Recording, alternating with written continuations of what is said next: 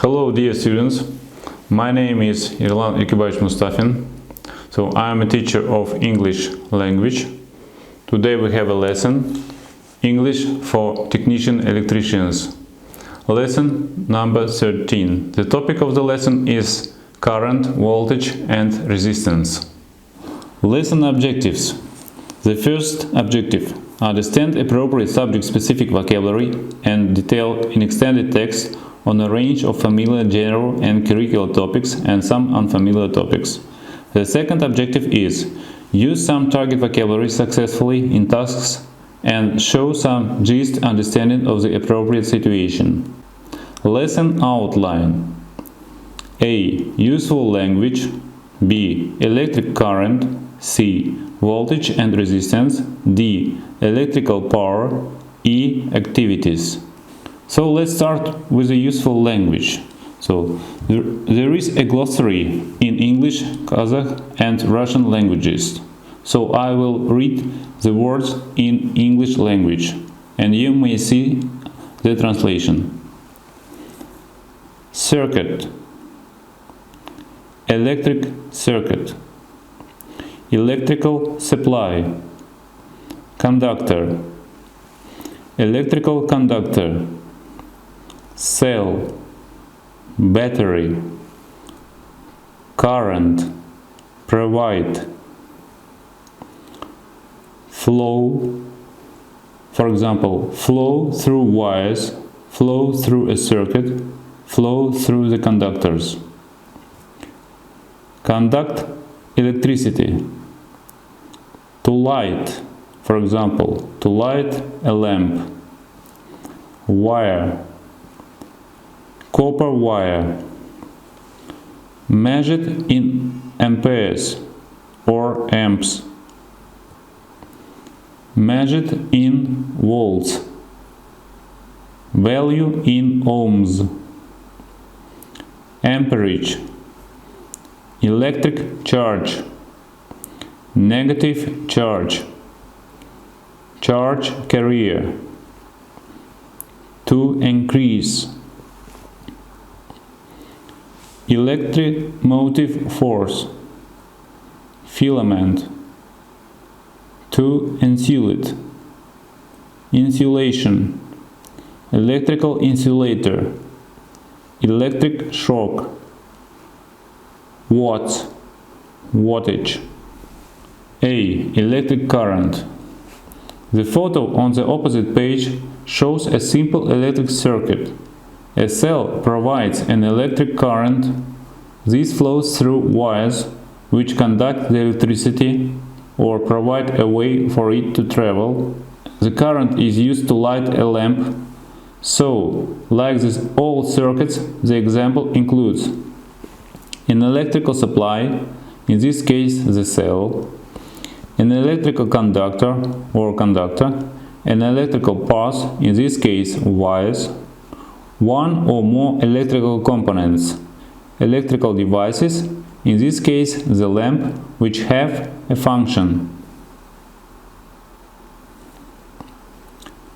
Electric current. Current measured in amperes or amps is the rate of flow of electric charge.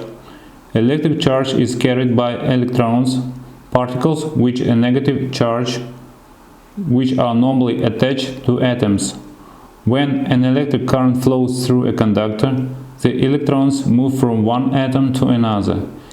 In the case of a copper wire, from one copper atom to the next. If the number of electrons flowing through a conductor increases, then the amperage or current increases. When electrons flow carrying a current, they can be called charge carriers. Notes: in everyday English, cells are called batteries. In technical English, a battery is a number of cells placed together. Lamps are often called bulbs in everyday English. B. Voltage and resistance. The amount of current in amps flowing through a circuit will partly depend on the electromotive force of the electric electrical supply. Electromotive force is measured in volts and is generally called voltage. The voltage depends on the strength of the electrical supply. In the diagram above, adding a second cell would supply a higher voltage. The amount of current will also depend on electrical resistance. This value in ohms is a measure of how easily current can flow through the conductors and components in a circuit. For example, a lamp creates resistance because the filament, the metal wire inside it, is very thin. This limits the amount of current that can flow. Resistance also depends on the materials used as conductors. For example, copper has a low resistance and so is a good conductor. Materials with very high resistance, such as plastics, are called electrical insulators. Only very high voltages cause current to flow through them. Materials that are good insulators are used to insulate conductors. An example is plastic insulation around electric wires. This stops people from touching the conductor and, if it is live, carrying current, from getting a dangerous electric shock. C. Electrical power. The text below about electrical power is from a home improvement magazine. The amount of current in amps required by an electrical appliance, such as a TV or an electrical kettle, depends on the power of the appliance. This number, expressed in watts, will be marked somewhere on the appliance. To calculate the required current, simply take the wattage and divide it by the voltage of the electrical supply in your home. Around 230 volts in most of Europe. Therefore, for an electric kettle with a power rating of 2000 watts, as specified by the manufacturer, the current required is 2000 watts divided by 230 volts equals 8.7 amps. Task: complete the word puzzle and find the word going down the page. Look at A, B and C opposite page to help you. The first word, another term for amperage. The second, provided by a battery. Third, measured as wattage. The fourth, allows current to flow through it. The fifth, has very high electrical resistance. The sixth, carried by moving electrons. The seventh, another term for an electrical device. The last one is the consequence of a person touching a live conductor. So I give you 5 minutes to complete this puzzle, and then we will check your answers.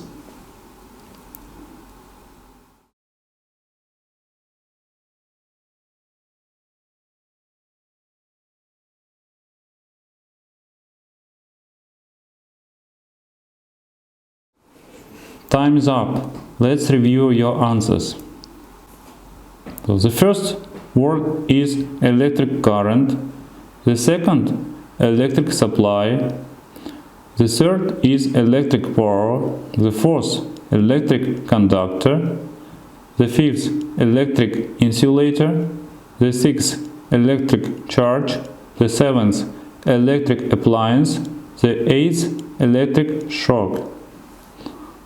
And the word going down the page is electric. Your homework task: complete the extract about current and power calculations using the words in the box. Look at A, B and C opposite to help you. So the words in the box are amps, components, conductor, circuit, current, ohms, resistance, supply, voltage, volts, wattage, watts. Thank you for your attention. Goodbye.